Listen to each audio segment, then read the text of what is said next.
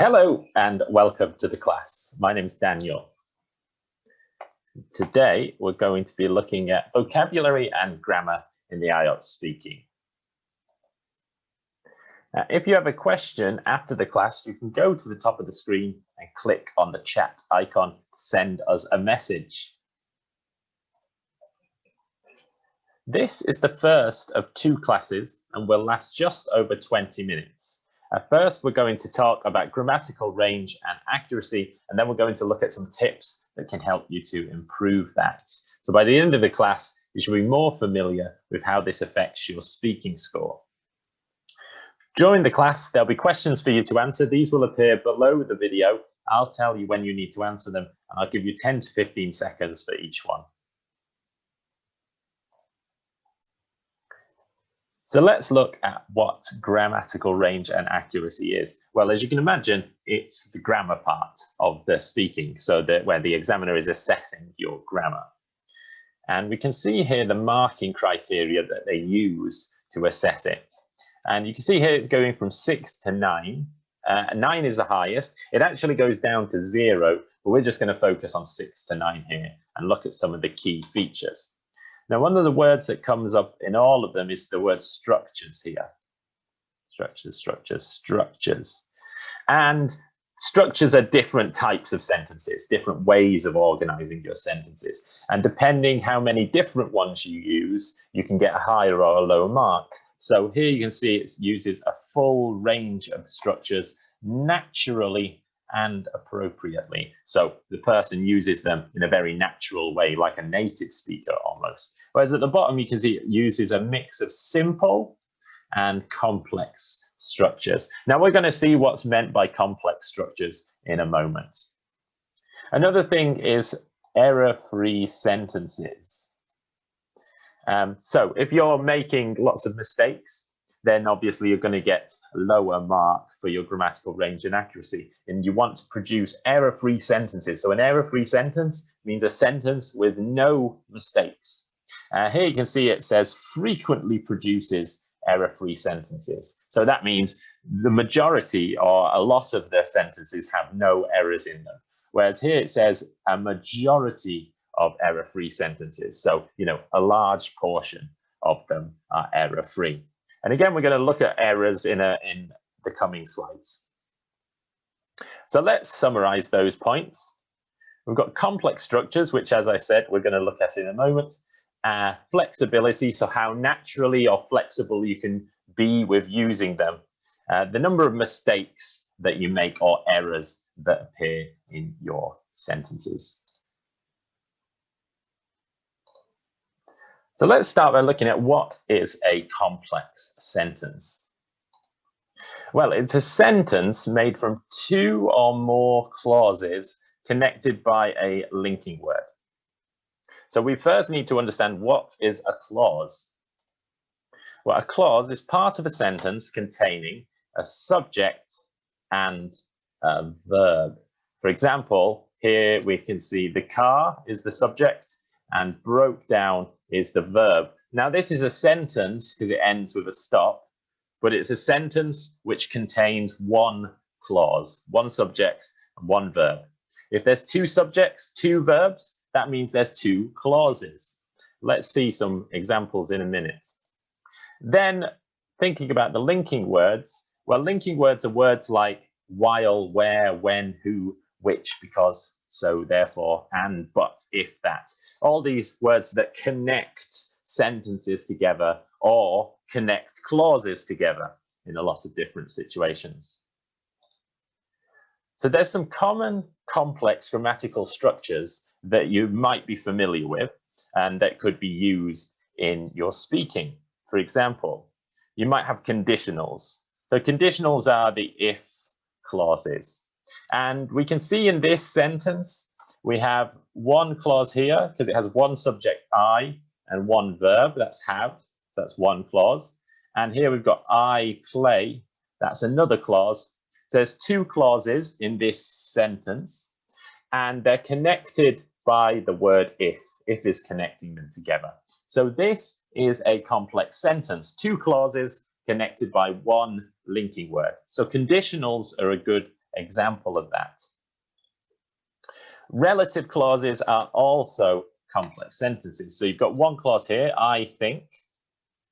There's the one subject, I think is a verb. And then the past time is, that's another subject and another verb. So that's two clauses. And then we can see you've got a subject here and a verb. So that's another clause there. So you've got three clauses. And you've actually got two linking words. You've got the linking word that, and then you've got the relative clause linking word, which is which. So three clauses in there. So again, that's a complex sentence. Participle clauses, the problem worrying me at the moment is the amount of plastic. So we've got the problem worrying me. This is the subject, and then is the verb. So you've got subject and verb. So that's one clause, but actually then you've got this worrying, which means which is worrying me. So that actually is another clause there. That's called a participle clause. So you've got two clauses in there. This would be another complex sentence.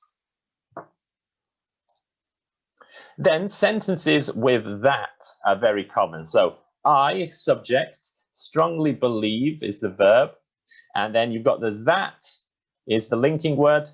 And you've got free healthcare is the subject and is. So you've got two subjects and two verbs. That's two clauses. And you've got the word that, which is linking those two clauses together. So this is another example of a complex sentence. And another one we can have is reported speech. So where you're explaining what another person said to you or told you. So we've got he is the subject, told is the verb. So there's one clause. We've got a that, which is the linking word. And then we've got I, subject, should put is the verb. So two clauses there, and they're connected by the linking word that. So reported speech, another example of a complex sentence. So let's have a little bit of practice with this. What I'd like you to do first is just look at question 1 below the video and see for sentence A, how many clauses does that contain? And I'm just going to give you 10 to 15 seconds to choose the correct option.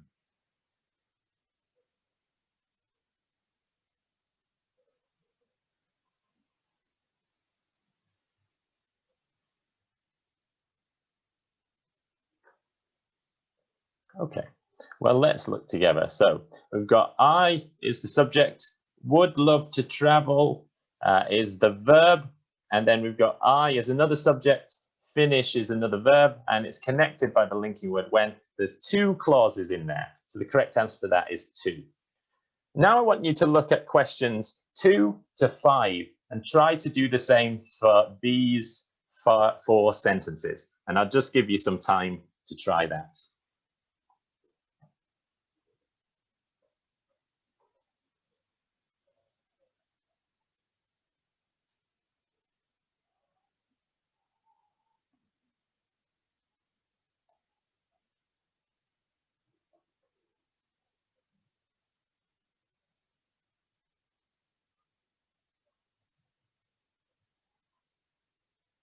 Okay, so let's check these together now. Well, we can see here we've got I as the subject, think is the verb. We've got a relative clause here, so that means that most tourists is the subject here and visit is another verb. But then we've got the place that most tourists visit in my country. That's all one subject and is a verb. So we've got 3 subjects and 3 verbs. So we have 3 clauses. And we've got 2 linking words. That and that are the 2 linking words there. For C, we've got the large amount of pollution in the atmosphere. All of that is the subject. And then is causing is the verb. So there's just one subject, one verb. So that's 1 clause. Then we've got I, subject, would say. That's a verb. We've got a relative clause here, who. And actually, when you've got who as the relative clause, this is a subject and this is a verb, who is. And then we've also got the person who is most responsible for this situation. All of that is one big subject, and the is here is a verb. So you've actually got 3 subjects and 3 verbs. So you've got 3 clauses in that sentence. Now let's look at E. Well, we've got I as subject, guess is the verb. We've got I as another subject, have only had is the verb there. That's 2 clauses. Then we've got my parents is a subject and got is a verb. And then we've got it is a subject and is a verb. So we've got 4 subjects, 4 verbs. So we've got 4 clauses and we've got 3 linking words. We've got that is one linking word. Even though is a linking word or phrase. And we've got which is another linking word or phrase. So 3 linking words and 4 clauses in that sentence. So A, B, C, and E are all examples of complex sentences because they have 2 clauses or more joined by linking words. Now let's look at grammatical range. Well, remember, grammatical range is how many different types of grammar you can use, how many different structures. And there are so many different types. So let's think, how many different grammatical structures can you think of? Well, we're going to go through a few together here. So the first thing you might think of is tenses, like present simple and past simple. So those are some different types of structures. You could also have aspects like perfect aspect, present perfect, or continuous, like present continuous. So if you're familiar with those, then you have opportunities to use them in the speaking. Other things like future forms, talking about the future, using maybe will or going to, or something like that. Passives, passive structures, where you're saying it was built or it was done by someone. These are another example of a grammatical structure that you could use. Conditionals, which we looked at before, which are the if clauses. Participle clauses, which we saw one example of before, those are ing clauses. Inversions, this is where you're moving the subject and the verb around. Now, these are quite high-level structures, inversions, but if you know them and you're familiar with them, you can use them in your speaking to get higher marks. Relative clauses, like we saw with which, who, where, when, those types of things. And modal structures with like may, might, could, or may have, might have, could have. And you could have like some emphatic structures or cleft sentences. Now, this is just a few. Oh, we could also have reported speech as well, which we've seen. Now, these are just a few examples of structures that you might want to use. And the more that you know and the more that you use, the higher a mark you'll get for your grammar in the speaking. So let's have a look at a few grammatical errors. Now, I want you to look at these sentences and say which is grammatically correct. So we've got the teacher who taught me guitar was really enthusiastic. The sooner something is done to help the poor, the better the results will be. I'm a keen reader. I've been reading 4 books this year. If I am them, I would move to another city. The crash happened while I was driving to university. So look at the question below the video and see if you can choose the correct option, which is grammatically correct.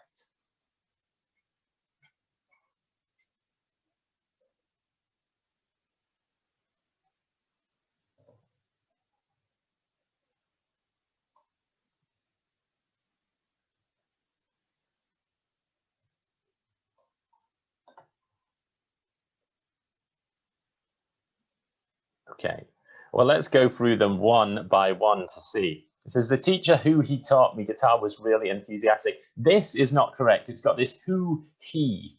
Now, who is a subject? And so we don't need another subject. So 2 subjects together don't make sense. So we need to delete he. So the teacher who taught me guitar was really enthusiastic. That would be correct. Number 2, the sooner something is done to help the poor, the better the results would be. This is correct. This is fine. This is called a double comparative. The sooner, the better. And you can have it in 2 clauses. Now, it's quite a nice structure that you could possibly use in your speaking. So 2 is correct. 3, I'm a keen reader. I've been reading 4 books this year. Or this I've been reading, this is present perfect continuous.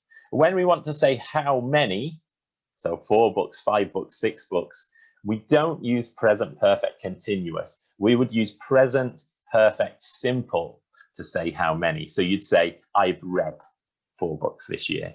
So that's not correct. Number 4, if I am them, I would move to another city. Well, this is a conditional. Now, this is an imaginary conditional. So we need to put here, instead of am, we need to change it to was. If I was them, or if I were them, both of those would be correct.